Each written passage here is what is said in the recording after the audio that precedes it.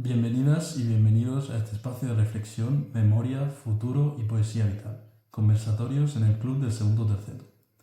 Hoy comenzamos con una mujer que es ciencia, verso, diplomacia, madre y filosofía viviente. María Amelia Guzmán Martínez Valls inaugura este podcast donde cada invitado y cada invitada han llegado a una edad donde ya se sabe mucho, pero todavía se puede decir más. Gracias. Vale. ¿De dónde surge la idea de que la vida tiene estructura de soneto con estrambote? Ay, qué bonito. No imaginaba que ibas a empezar por ahí, pero me gusta. Pues mira, como has dicho yo, sí, soy un poco poeta, ¿no? Aunque tengo base científica, pero la poesía no está reñida con la ciencia, ¿no? Entonces, concretamente, bueno, no sé si lo has dicho, pero soy hija única entre 7. O sea, solo tengo hermanos, ¿no? Hermanos varones. Y cuando en uno de los cumpleaños de mi madre, que por cierto ahora hay uno próximo, pues tenía que yo ser la encargada de las palabritas correspondientes. Y entonces empecé a jugar con las matemáticas y pensé, seguro que hay alguna relación entre alguna estrofa y lo que es la vida. Empecé a probar, así prueba y error, y la verdad es que el soneto, claro, es una de las más conocidas y de las que primero probé. Y estoy aquí, que salía perfecto. Cogí la esperanza de vida en España, también en otros países, pero bueno, lo cogí la esperanza de vida en España, lo dividí entre 14 y me salía, pero prácticamente al dedillo, que cada verso tenía 6 años. O sea, un verso equivalía a 6 años. Haciendo esa relación, todo lo demás cuadraba perfectamente. Entonces cogía 6 años, 6 años, 6 años, 6 años, o sea, los 6 primeros versos, que serían 6 por 4, 24 años. Ojo, como son 24 años y empezamos por 0, cuando se cumple el 24, en el año de los 23. Porque eso sí, ya por razones metodológicas, y para que sea más fácil de manejar, entonces cuento por años, o sea que el que nace en el año 55 como yo, en enero, está en el mismo verso que el que nace en diciembre. O sea que esa es un poco, en fin, las licencias, digamos, estadísticas que tomamos para que la cosa salga.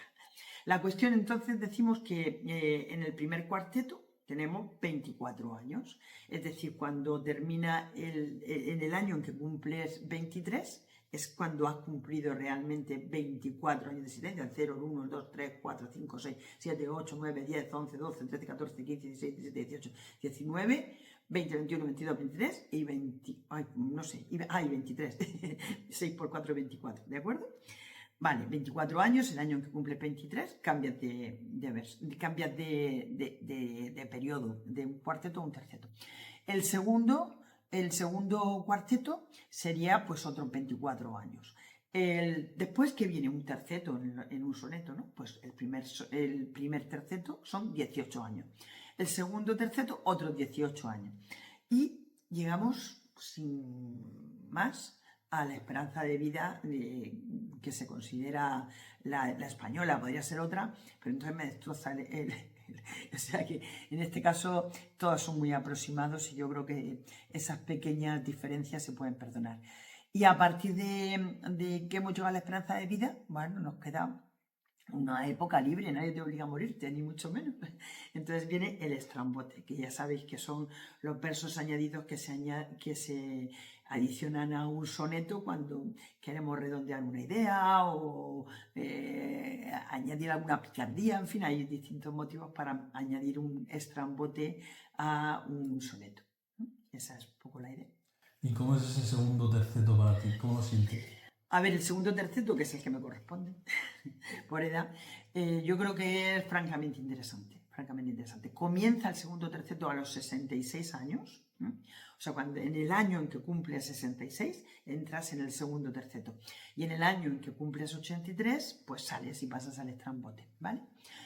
Yo creo que es una época muy interesante, porque ya no has vivido mucho, has recorrido ya las etapas de formación, de consolidación laboral, has tenido una familia nuclear propia, si lo deseas, pero vamos, es la época de tenerla.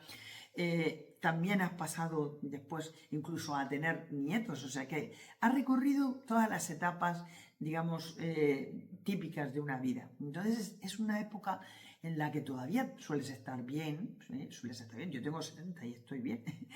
Entonces, y tiene muchos conocimientos adquiridos, muchas experiencias vividas y mucha capacidad para interrelacionar ambas cosas, que no es lo mismo que tener conocimientos por un lado, haber tenido experiencias, pero no ser capaces de transmitirlas, ¿no? O sea que... Ahora, el club del segundo terceto es más amplio todavía que el propio segundo terceto. O sea, el segundo terceto es ese periodo. El club del segundo terceto, centrado en ese periodo, incluye también a las personas que están en el verso 11 de su existencia, es decir, que tienen 60, desde el año que cumplen 60 hasta el año que cumplen 65. Y luego las personas que están en el estrambote, o sea, a partir de los 84, del año 84, que cumplan 84, ya hasta que se mueran. Yo siempre en el cálculo, digamos, en los tercetos que voy haciendo con esos versos de estrambote, pues llego siempre bastante porque el tío Juan Rita, como soy de Murcia, se dice así, era un trovero muy famoso que estuvo en plena lucidez hasta los 105 años y falleció a los 107 años un poco tocadillo, pero no mucho, ¿eh? O sea que... Y en los años 70 te convertiste en la primera mujer licenciada en ciencias dentro del cuerpo de inspectores del SOIBRE. ¿Cómo Bueno, viviste ese momento? Bueno, fue muy interesante, pero no fue en esos 70, en los 70 yo tenía 15 años solo. Ah. Fue en el año 78, realmente. En el año 78 saqué la oposición, tomé posesión el 2 de febrero del 79, o sea que 78, 79. El año 78 fue un gran año para mí. Siempre digo que sucedió todo, que fue muy interesante. Hombre, fue muy importante, mis compañeros, además, he de decir que quizá por ser mujer no sentían rivalidad conmigo en ese momento, me respetaron tanto mis compañeros que, bueno, tiene su mérito, estábamos en una oposición, ¿eh? En una oposición uno va a ganar, pero no me sentí perseguida, ¿no? ¿Eh? Hay anécdotas muy simpáticas que no vienen al caso, ya os lo contaré, pero fue muy emocionante. Mi padre estaba emocionadísimo porque él había luchado mucho para que los licenciados en ciencias, él fue decano del Colegio de Químicas en Murcia, había luchado muchísimo para que los licenciados en ciencias pudieran entrar en el cuerpo del SOIBRE, que era un cuerpo pues, de élite, ¿no? En aquel momento, el Servicio Oficial de Inspección, Vigilancia y Regulación del Comercio Exterior. Y en principio solamente se permitía a determinado tipo de ingenieros agrícolas, luego se consiguió, los veterinarios consiguieron entrar, pero los licenciados en ciencias no habían conseguido entrar. Entonces que yo fuera la primera, pues le hice una ilusión enorme. Aparte, bueno, era muy joven, aparte pues sí, fui la número 1, que hay que decirlo, da un poco de vergüenza, pero hay que decirlo, alguien tenía que ser el número 1 y fue bonito que fuera yo, que encima fui la primera mujer, la primera química y encima pues conseguí ser la número 1 y fue un honor para mí y yo creo que una satisfacción enorme para mi padre y yo ofrezco un poco ese triunfo también a los murcianos, ¿no? Que también se pueden sentir orgullosos de que alguien, en este caso yo, pues lograra ser pionera. Y has trabajado más de 40 años en el comercio exterior. ¿Cómo ha cambiado ese mundo desde que empezaste? Bueno, sí que ha cambiado, ¿eh? Con respecto a mi relación profesional con el comercio exterior ha cambiado mucho. Tened en cuenta que cuando yo entré de inspectora del SOIBRE, estamos hablando de pleno, yo hice ya la primera campaña de fruta del 79, fui personalmente a la aduana de Blanca Barán, aquí en Murcia. No estábamos todavía en la Unión Europea y al no estar en la Unión Europea inspeccionábamos el 100% de los productos y dependía de nuestro juicio el que los productos salieran o no en cada momento. O sea, era una responsabilidad muy grande y teníamos un poder, la verdad, enorme.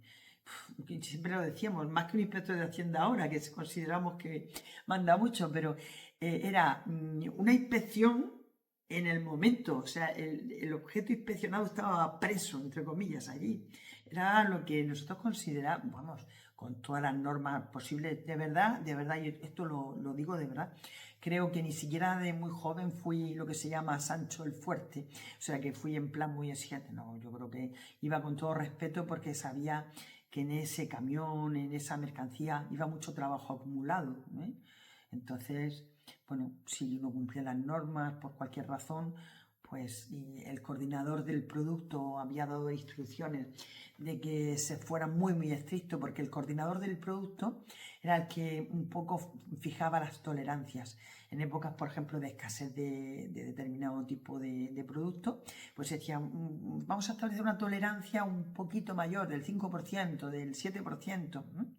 En fin, luego ya cuando entramos en la Unión Europea, no cuando entramos en el 96, sino cuando ya entramos de pleno derecho en el 1 de enero del 93, pues no, el cambio fue tremendo, porque los productos que iban a la Unión Europea ya no los inspeccionábamos. Había lo que llamaban operador exceptuado, entonces podían salir directamente al resto de Europa. En ese momento era la Europa de los 15, pero se notó un cambio tremendo. Yo era muy joven, incluso entonces, cuando hubo el cambio, pero reconozco que algunos de mis compañeros ya clásicos pues estuvieron un poquito deprimidos porque de cara a uno mismo, al ego, pues nuestro poder bajó muchísimo, para que no vamos a engañar, o sea, éramos dioses y de pronto fuimos diosecillos, que también teníamos nuestro poder, pero no era exactamente el mismo que el tener el 100% de las mercancías presos. Hubo un intermedio que fue la inspección selectiva, en la que ya no se veía el 100% de las mercancías, sino que había determinadas mercancías que no tenían inspección sobre, en fin, había algún cambio. Pero el cambio fuerte fue en el año 93, cuando ya entramos a la Unión Europea de pleno derecho y que las mercancías que iban a los países europeos pues nos inspeccionaban. Nos inspeccionaban en frontera. Luego ya sí, inspeccionaban en los mercados en cada uno de los países. ¿Qué bondades destacaría de la administración pública, especialmente en cuanto al desarrollo profesional y personal? Yo soy una forofa, ¿eh? Yo soy una forofa de la administración pública. De hecho, me quedé cuando terminé la carrera en la universidad, pero hice enseguida oposiciones, tanto a física y química, porque era como la oposición clásica de los que éramos químicos, la de enseñanza, como luego la inspección del SUIBRE, que sí que llamó mucho la atención. Yo creo que la administración pública tiene bondades claras. A ver, egoístamente, pues que tienes un puesto, lo que se dice seguro, pues sí, tendría que quebrar la administración para que tú no cobraras, ¿no? O tendrías que hacer algo bastante serio como para que te abran un expediente y te puedan suspender de empleo y sueldo o alguna cosa así. Esa es una estabilidad. Luego, tiene la filosofía de que estás realizando un servicio público. Yo también me encantan las empresas. Yo por estar especializada en comercio exterior durante muchos años, pues he tenido mucha relación con empresas y nada que decir. Los empresarios son un motor y creo que hay que respetarlos como tales. Creo que todo ciudadano debe ser respetado, unos por una cosa, otros por otro, pero creo que en sí llevamos el germen de la necesidad de hacernos respetar, ¿no? Pero aparte de eso, pues hay muchísima variedad. Se pasa por pruebas muy objetivas en la selección.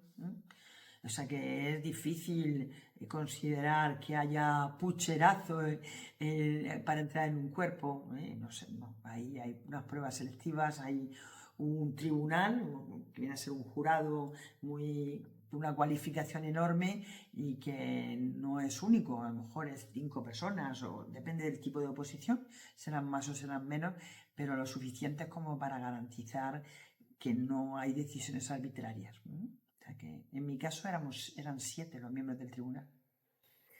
En tu opinión, ¿qué se necesita para captar talento joven para la administración pública? ¿Qué mensaje les darías? Ay, que esa pregunta es buena, porque yo creo que si se supiera ya se habría aplicado. Yo creo que hace falta descartar ese prejuicio que nuestro amigo Larra en el siglo XIX creó, y es que los funcionarios son unos señores con visera, con manguitos, que dejan las cosas para mañana. Nos ha hecho mucho daño. El vuelvo este mañana. Hay funcionarios de todo tipo, ¿eh? Hay funcionarios de tipo administrativo, dentro de eso también hay una variedad de gestión, auxiliares, todo tipo. Luego hay cuerpos especiales, ¿eh? Hay cuerpos especiales, hay cuerpos que tienen una función muy clara y que entonces necesitan una titulación concreta. Otros que son generales pero que tienen unas funciones pues, bastante elevadas, son altos funcionarios, ¿eh? Hay de todo. Yo creo que el hacer llegar que hay un puesto funcionarial casi para cada persona que se lo proponga, pues creo que es una de las primeras cosas. Que hay un compromiso de formación dentro de la administración pública, también. Yo durante toda mi vida he estado haciendo cursos hasta el último momento. Todavía tenía pendiente un curso ahora. Lo que pasa es que al final ha habido tanta gente que nos han descartado a un montón. Espero que no haya sido por edadismo, pero bueno, puede ser un poco también. Pero creo que la formación y luego, por ejemplo, una formación clasificada. Yo he estado, puesto que era directiva dentro de la administración, he tenido formación para directivo, de resolución de conflictos, de liderazgo, en fin, todo eso me lo ha facilitado los propios servicios centrales, pero el Instituto Nacional de Administración Pública es quizá el ente que más se dedica a la formación de los funcionarios. Has representado a España en organismos como la OMC y la ONU. ¿Qué aprendiste del contacto con culturas y sistemas tan diversos? ¿Qué diferencias viste? Ay, la pregunta es buenísima, ¿eh? La pregunta es buenísima. A ver, yo efectivamente, la OMC, no sé si lo recordáis, se creó en 1995. Era la consolidación del GATT. Antes estaba el Acuerdo General de Aranceles y Comercio, el GATT. Pero la OMC se creó por el Acuerdo de Marrakech en diciembre, bueno, a finales de 1995. Entonces, yo ya desarrollé mi función, fue la primera jornada de consejeros de la OMC por parte de España. Bueno, y yo creo que por parte de casi todo el mundo de aquel momento, porque yo entré en la OMC, como delegada de España ante la OMC en julio de 1996. 1996. Entonces, con respecto a la OMC, sí, ahora estoy un poco sensible porque después de todo lo que defendimos, la globalización, la ausencia de aranceles, yo he explicado en clase que los aranceles era un mecanismo pues, de países en vías de desarrollo, países subdesarrollados, porque en el fondo no es un impuesto, claro, es un impuesto de protección que fomenta el proteccionismo. Entonces, considerarlo como medida de proteccionismo, estará bien o mal. La OMC luchaba contra los aranceles porque luchaba contra el proteccionismo, pero lo que es un poco escandaloso es que haya países que lo consideren como un impuesto recaudatorio. Los aranceles nunca deberían tener el sentido recaudatorio, sino en su caso de protección del comercio interior, de los productos interiores. Bueno, yo era delegada de España ante organismos internacionales de la ONU en Ginebra, porque la sede de la ONU, la sede principal, es Nueva York, pero Ginebra tiene muchísimos organismos, en concreto la UNCTAD, que es la Conferencia de Naciones Unidas para el Comercio y el Desarrollo. Y ahí la verdad es que tuve bastante protagonismo, formé parte de bastantes comisiones y me resultó muy interesante. Era bastante distinto, ¿eh? Era distinto a la OMC. Decían allí en aquel momento que, bueno, cuando teníamos una agenda, que me acuerdo de una amiga mía que fue a Ginebra a visitarme, estábamos localizados. Los sábados muchas veces teníamos reuniones y los domingos localizados, ¿eh? Y me acuerdo que me decía, oye, esto te merece la pena. Y un amigo chileno decía, esto es un fraude a los cónyuges, porque claro, yo le he dicho a mi mujer que veníamos a Ginebra, estaba entusiasmada, pero es que no hay un momento para llevarla a ningún sitio. Bueno, pues esto es así. La OMC en aquel momento era como un brote joven, teníamos reuniones a todas horas, era una cosa tremenda, había muchísima presión desde España, teníamos que mandar los informes al día porque estaban todos en ascuas, ¿no? Y la UNTAD era como un poquito más tranquila. Decían la gente que no estaba tan a favor de la UNTAD, que la UNTAD era como la OMC de los pobres. Allí se hacía más desideratum, lo que debería ser, que no, todo el mundo tenía que tener las mismas las mismas posibilidades.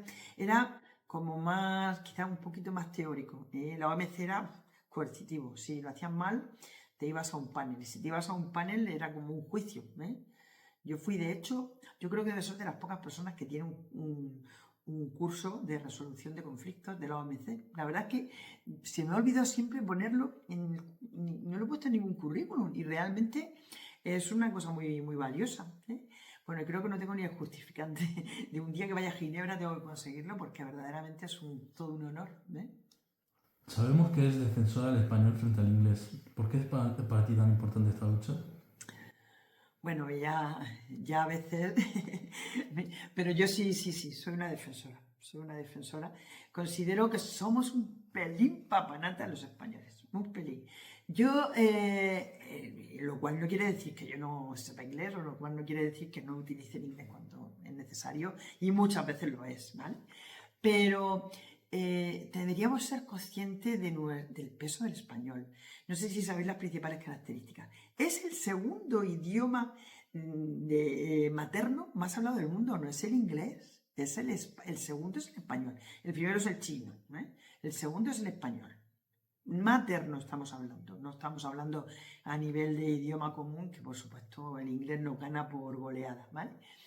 Después es un idioma que podemos decir corpóreo. ¿Qué significa? ¿Qué significa eso? Significa que las palabras no son tan cortas como para que si perdemos algún fonema no lo entendamos, ¿no?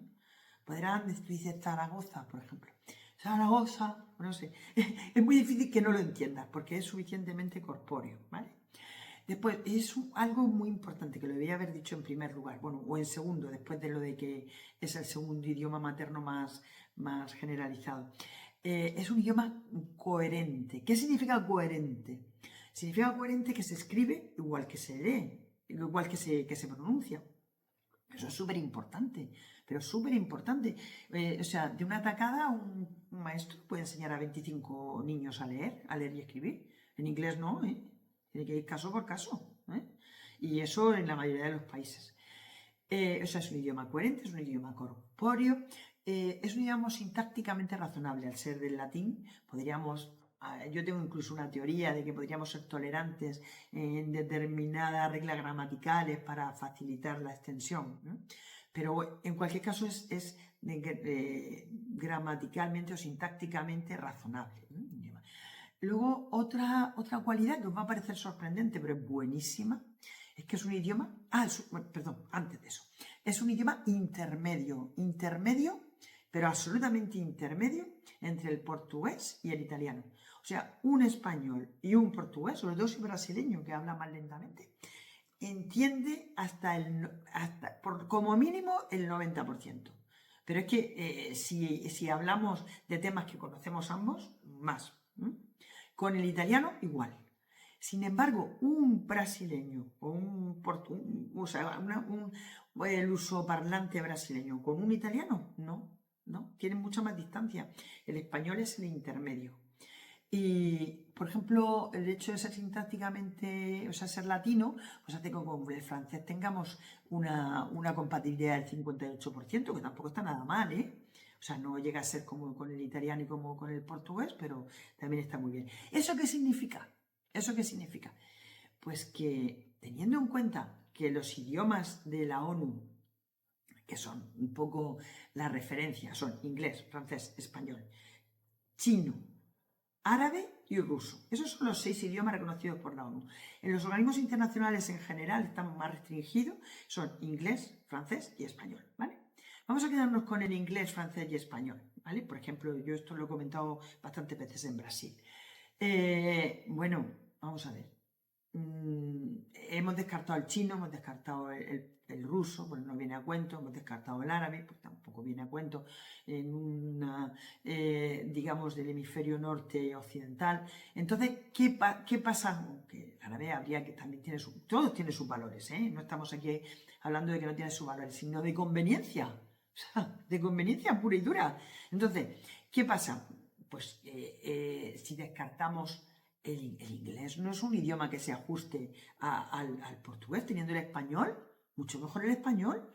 El francés, bueno, también es un idioma latino, pero en este momento es más propio de África, ¿vale? No es un idioma de los que, aparte de Francia, se habla en el hemisferio norte, aparte de la Guyana francesa y tal. O sea que el español nos convertiría en una verdadera potencia. Bueno, y de hecho en Estados Unidos hay ya más hispanohablantes que en España casi. O sea que yo creo que sin casi. Entonces, si los portugueses, por ejemplo, o los italianos tomaran el español como lengua internacional favorita, pues haríamos una verdadera colonia poderosa y tendríamos, yo creo que, bastante más posibilidades que si nos empeñamos en ponernos un poco en desventaja con respecto a un nativo inglés, o un nativo angloparlante. Ya digo, repito, no estoy en contra, no estoy dispuesto a utilizarlo, pero vamos a convencer a la mayoría de la gente si es posible, utilizar el español. Por lo menos cuando sea natural. Yo no estoy diciendo que venga un señor irlandés y hable en español, pero vamos, un señor de Brasil, un romano, pues me parece que sí. Tienes una hija con discapacidad intelectual. ¿Cómo ha Pues sí. cambiado tu visión del mundo eso? A ver, eso tiene su peso. Yo no la cambio, ¿eh? No la cambio por nadie. Pero no es una bendición, ¿eh? Es un problema. Eso es un problema que uno resuelve y se siente incentivado, se siente motivado cuando lo resuelve. Tengo otra hija mayor que es muy lista, muy lista, muy lista, doctora en matemáticas, pero es una persona que como, claro, lo ha vivido desde el nacimiento. Me acuerdo que mi madre, que es una persona que ha sido profesora toda la vida y tal, pues decía, digo, hay que ver tu hija mayor qué bien lo hace, porque lo veía con naturalidad, se lo llevaba con sus amigas y sin avergonzarse para nada de su hermana, ¿no? O sea y ella, que es bastante más lista, lo que parece, o sea, se aprovechaba quizá tanto de su padre como de mí y sabía perfectamente que tenía que respetar a su hermana y se portaba muy bien cuando iba con las amigas cuando se la llevaba a su hermana. ¿Qué aprendizajes has traído de esa experiencia al trabajo con personas migrantes y trabajadores vulnerables? Pues bueno, ya ver, yo como directora de área tengo dentro del área está extranjería, que tiene su propia jefa, o sea que yo no estoy diariamente en contacto con inmigrantes. Con inmigrantes sí, porque la parte de inmigración se ha quedado en la parte raíz del área y todos los que han sido inmigrantes realmente cuando tienen que pedir un certificado o eso recurren a la parte raíz del área que yo dirijo y por tanto sí he tenido más relación. Pero, y luego cuando he estado en el exterior, pues he tenido muchas conexiones con los emigrantes españoles en el país correspondiente, ¿no? Pero en cualquier caso me ha dado amplitud de miras, sin duda, sin duda, a valorar las culturas que yo no conocía, porque claro, yo he vivido en Ginebra, que es una cultura muy parecida a la nuestra, con matizaciones, y he vivido en Brasil, que bueno, pues también es de nuestra órbita más o menos, también con matizaciones, pero sí. Y aquí he conocido pues personas subsaharianas, bueno, un conjunto de personas que vienen de otros países con muchísimo esfuerzo, con muchísimas ganas de implicarse en la sociedad a la que acuden para pedir ayuda porque no están en malas condiciones. No sé, para mí ha sido muy interesante esta experiencia. Os puedo comentar que cuando yo volví de Brasil, que fue cuando fui nombrada directora de área de trabajo e inmigración, me lo tomé como un nombramiento, como un cara de transición, ¿no? Mientras se quedaba libre otra, en fin, o ya me lo tomé como provisional. Y sin embargo, me he afincado y de hecho voy a jubilarme como directora de área de trabajo e inmigración. La verdad es que es todo un honor. ¿Cómo nace potencia cúbica y qué consiste? ¿Qué significa exactamente convertir cualidades en capacidades? A ver, yo os lo explico. Bueno, yo potencia cúbica la creé cuando volví de ser consejera en Ginebra. Claro, en el año, bueno, volví en el 2000, luego me volví a ir por la presidencia de España de la Unión Europea, ya en el 2002 ya estaba afincada en Murcia. Y de hecho, por volver a Murcia, yo había sido jefa del SOIBRE, pero claro, ya estaba ocupado el puesto, ¿no? Y no había yo tenía los funcionarios, vamos consolidando niveles conforme subimos. Y yo ya tenía, en aquel momento, yo soy actualmente nivel 30, en aquel momento era nivel 29, un nivel muy alto. Entonces no había en Murcia, no había ningún nivel que me pudieran ofrecer, porque por lo que se llama el decreto rejilla, cuando tú llegas a un nivel, no te pueden obligar a ocupar un puesto que sea 2 por debajo de ese nivel que tú has consolidado. Yo tenía ya consolidado el 29, por tanto lo mínimo que me podían ofrecer era un 27, pero es que no había en Murcia, no había 27. Y bueno, pues firmé el decreto rejilla, que es el decreto rejilla, firmé la renuncia al decreto rejilla para que me pudieran ofrecer una jefatura de servicio en el Centro de Inspección de Comercio Exterior. Y nada, también fue un año estupendo, unos años estupendos, porque volví a ser inspectora de a pie, fantástico. Mi compañero, que era en ese momento el jefe, me decía, en cuanto consolides el nivel, te dejo. Digo, no, tú ahora de jefe, ya había sido jefe. Y luego, pues, relativamente pronto me nombraron directora territorial de comercio y directora del ICES, con lo cual, bueno, fue una experiencia transitoria, pero pensé, mira, voy a estar en un puesto que al no ser jefatura, pues tiene un poquito menos de responsabilidad. Yo ya he llegado al máximo en mi vida profesional, consideraba, y ya es momento de volver, de ayudar, de volver a la sociedad lo que has conseguido y transmitir las ideas. Problema, pues que en aquel año tendría 45 años posiblemente. Y no es momento, el momento de verdad de hacer cosas por la sociedad es el segundo o tercero. Cuando de verdad uno ya ha hecho el recorrido profesional completo, cuando todavía no está, o sea, ya no está en edad de ser elevado a otro puesto, que puede serlo, no quiere decir que no puedas, pero de forma natural no tiendes a subir, porque ya estás en otro estadio vital. Entonces, yo lo creé entonces, va en todo momento a riñón personal, quiere decir, todos los gastos de las páginas web, de los dominios, el local, todo lo he hecho totalmente de forma individual. En algún momento pensé pedir ayuda, pero también el hecho de ser funcionaria en activo, pues me creaba cierta incomodidad, el que pudiera haber incompatibilidades, que se pudiera haber malos entendidos, entonces prefería hacerlo todo bajo mi poderío económico. O sea que... Ahora, siempre he mantenido el pulso, lo he mantenido siempre, yo creo que esto ha sido importante. Y ahora sí que tengo mucha ilusión porque creo que es el momento. O sea, que si no lo hago ahora, ya sí que se me pasa. Ahora, más aún, ahora no me conformo ya con lo que pedía entonces, ahora pido más, porque quiero que sea un proyecto sostenible que me sobreviva. Quiero que cuando yo me muera, que espero que sea tarde, pero que siga existiendo potencia cúbica, porque creo que es muy útil. Y con respecto a eso que me has dicho de la filosofía que contiene, pues, yo que la veo clara. No sé si es que la he repetido tantas veces que de verdad estoy convencida o que es que tengo toda la razón. Yo creo que, lo primero, Restringir a 3 tiene la ventaja de que te focaliza, porque uno puede tener muchas más virtudes, ¿eh?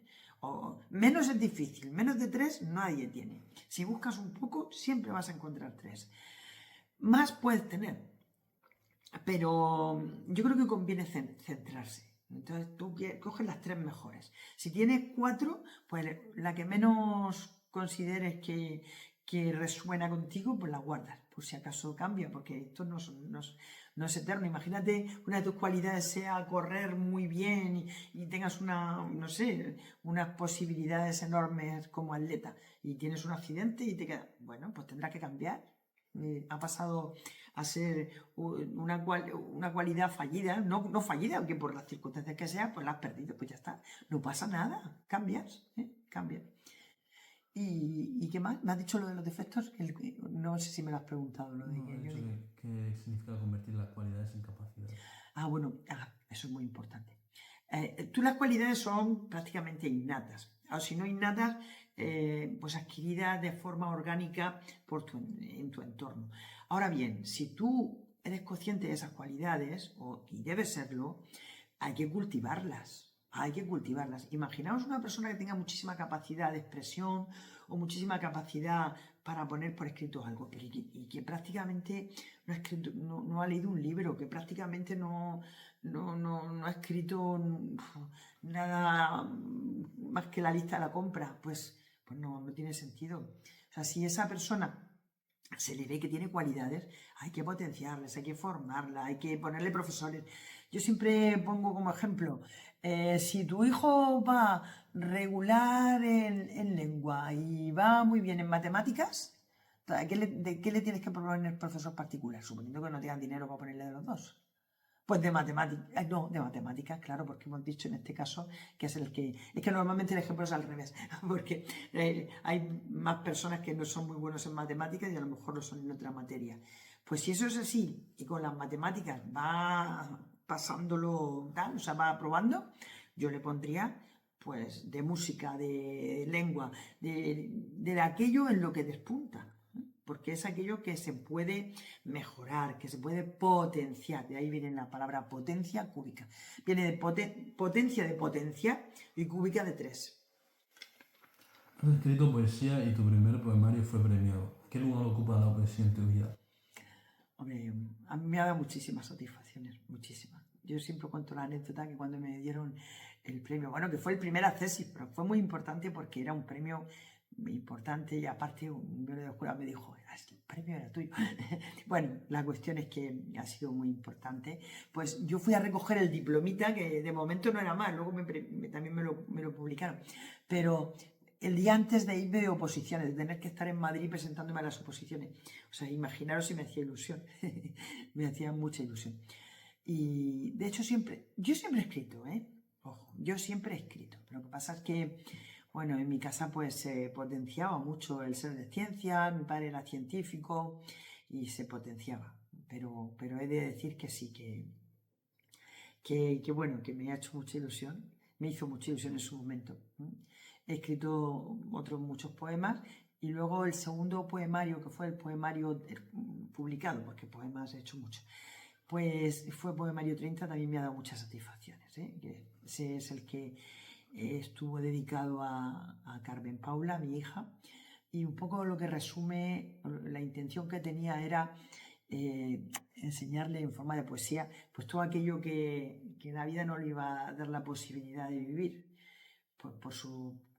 precisamente por su discapacidad. Entonces tuve un interés que me costó mucho, me costó mucho porque me daba mucho pudor escribir poemas eróticos, pero dije, no puede ser, esto es un objetivo mayor. Entonces, pues lo conseguí. Siempre yo creo que lo conseguí, que esos poemas no fueran en absoluto de un explícito desagradable, ni mucho menos. Me molestan. A mí es que los poemas eróticos los veo dificilísimos de hacer, y lo digo con conocimiento de causa. ¿Por qué son tan difíciles de hacer? Porque os rayan la grosería. A mí no me gusta. Yo comprendo que habrá gente más abierta, pero a mí no me gusta que raye la grosería. O o rayan en la cursilería. Entonces son más bien poemas románticos. Bueno, yo misma en mi primer poemario tengo algún poema de amor, pero no es un poema erótico, es un poema de amor, insinuante, pero es un poema de corte romántico. No es un poema erótico, tiene que llevar un poco más de chicha. También has escrito literatura infantil y biografía. ¿Qué tienen en común esas formas de escribir tan distintas?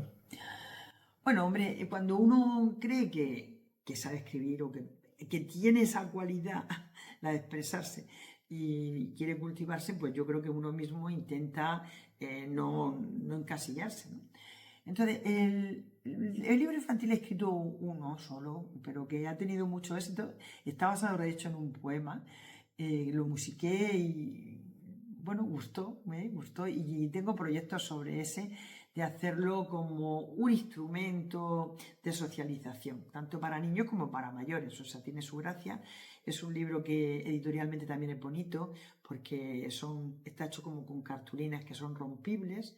Está muy chulo. Y por otra parte, y luego lo de las biografías, aparte, hombre, yo quería hacerle un homenaje a mi padre, esa es la verdad. Entonces, estoy dándole vueltas, cómo lo hacía. Mi padre era un científico fabuloso, pero sobre todo una persona excepcional, excepcionalmente bueno. Entonces, fíjate, yo no sé lo que fue primero, si el querer hacer la biografía de mi padre o el querer hacer biografías en abstracto y luego hacer la de mi padre, yo no sé. Pero con esa idea pues estuve buscando en internet cuáles eran las mejores biografías, en fin, una serie de información que creo que en estos tiempos hay que buscarla para hacer algo serio. Y encontré una frase, no sé si sería suya, pero yo se lo oí a Miguel Ángel Cornejo, que era un conferenciante fallecido en el 2015, un mexicano, que decía, no hay mejor libro de autoayuda que una buena biografía. Y es verdad, totalmente. Se me quedó totalmente grabado, esa frase ya la hago mía, porque tampoco sé si era suya, pero es que me parece súper verdad. O sea, es que es súper importante tener referentes. Entonces, si es una buena biografía, te da un referente. Por eso es por lo que yo en la de mi padre, que es una biografía abierta, quiero decir que se va a modificar conforme haya gente que quiera decir algo de él, pues no sé, me parece muy importante y tiene como tres partes. Por uno, el entorno, porque ayuda a conocer la vida, el momento en el que ha vivido. Luego la familia, para mí la familia es muy importante y creo que el mundo afectivo hay que tratarlo específicamente. Y luego su legado, intentar extraer cuáles son las enseñanzas que nos transmite. Las enseñanzas, los libros escritos, las frases, las ideas que se pueden deducir de esa vida. ¿Qué cualidades crees que te han sostenido a lo largo de tu vida? Bueno, empezamos con el pudor, pero cuando he dado algunas charlas sobre potencia cúbica, las he dicho. Entonces, pues las tengo que... ya casi no me da ni vergüenza, me da un poco todavía, porque yo qué sé, estas cosas dichas fuera de contexto, pues parece que uno va de creído por la vida y de verdad que no, en absoluto. Bueno, no me voy a escaquear. Yo creo que la primera me ha ayudado mucho el ser capaz de expresarme. La verdad es que me ha ayudado mucho. Ser capaz de expresarme por escrito, ser capaz de expresarme oralmente, ser capaz de tener cierta flexibilidad para que, vamos, yo alguna vez políticamente, que no era políticamente correcto enfadarse, pues solamente con las miradas o con el movimiento de hombros has dejado claro dónde estábamos. Entonces eso me ha ayudado mucho. Otra cualidad que me ha ayudado mucho y que yo creo que si la tenemos hay que cultivarla es la resiliencia, la resistencia a la frustración. El ser capaz de hacer compartimentos estancos. ¿Por qué? Porque una cosa te sale mal, la aíslas. Una cosa te ha salido bien, pues la aíslas también, para tampoco creerte y que se te haga a tener una subida del ego así incontenible. O sea que el hacer compartimentos estancos, el convertir en píxeles tu vida, me parece súper importante. Entonces, es decir, la asertividad. La segunda, hemos dicho la resiliencia, entendida así como tal.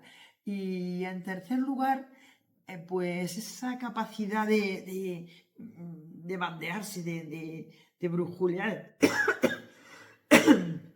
Ay, perdona. No pasa nada. Entonces, en directo, me tenéis que dar un poquito de agua. Voy a beber agua. No pasa nada. No, y se deja un poco de tos. Bebo un poco de agua porque me ha dado un ataque de tos, ¿eh?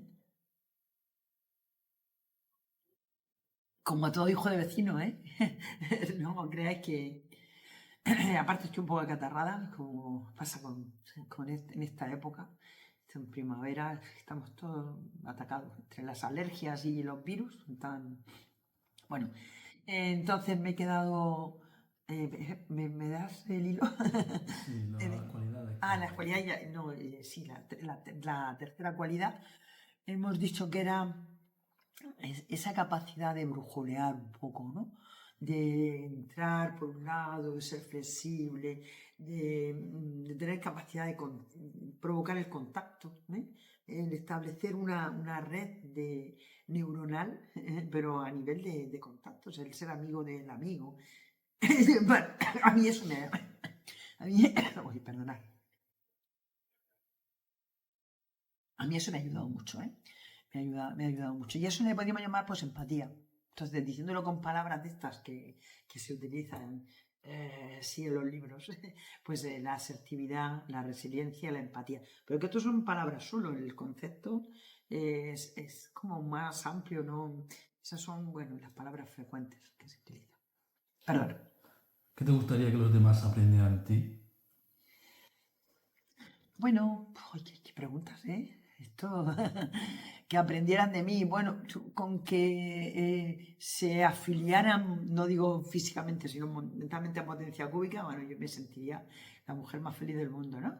A buscar sus cualidades, a tener resistencia a las frustraciones, es decir, ¿y qué? ¿Y qué pasa? ¿Y qué? ¿Y? No pasa nada, sigo. Y que aprendieran de mí, pues quizá eso, ¿no? Es que si yo he podido, ellos pueden, ¿no? Quizá eso.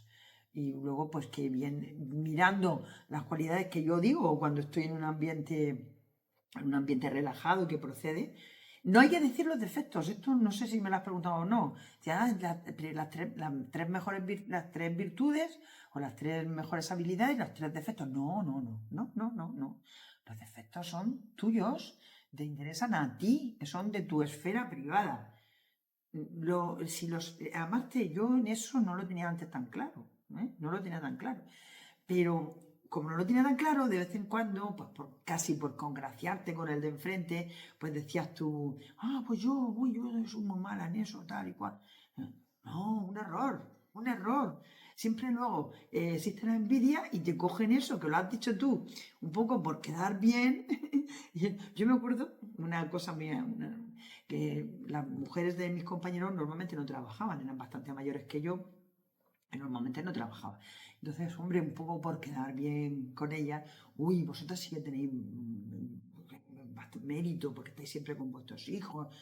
Claro, era para congraciarme. Y entonces un día dice, claro, las que no podéis estar con vuestros hijos, oye, yo no he dicho eso, ni lo he pensado, ni es verdad. Yo estoy con mi hija porque soy una madre convencida y hay tiempo para todo, ¿no? O sea que los errores, mucho ojo.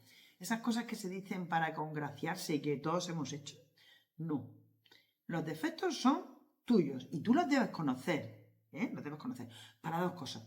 Para o sortearlos, sencillamente, oye, si a mí esto no me conviene, pues lo sorteo. O para convivir con ellos. Mira, pues sí, yo recuerdo la anécdota del pelo. En mi época juvenil se llevaba el pelo corto, pues yo largo. Y luego llegó un momento en que se llevaba largo y yo estaba a la moda. Luego se llevaba el pelo, a lo mejor en alguna época, más bien se llevaba liso, pero bueno, rizado. Pues yo liso. ¿Y qué pasa? Que en un momento dado se llevaba liso y largo y estaba totalmente a la moda. En otra época se llevaba corto y rizado y yo, pues no, pues ya está, ¿qué vamos a hacerle? No pasa nada.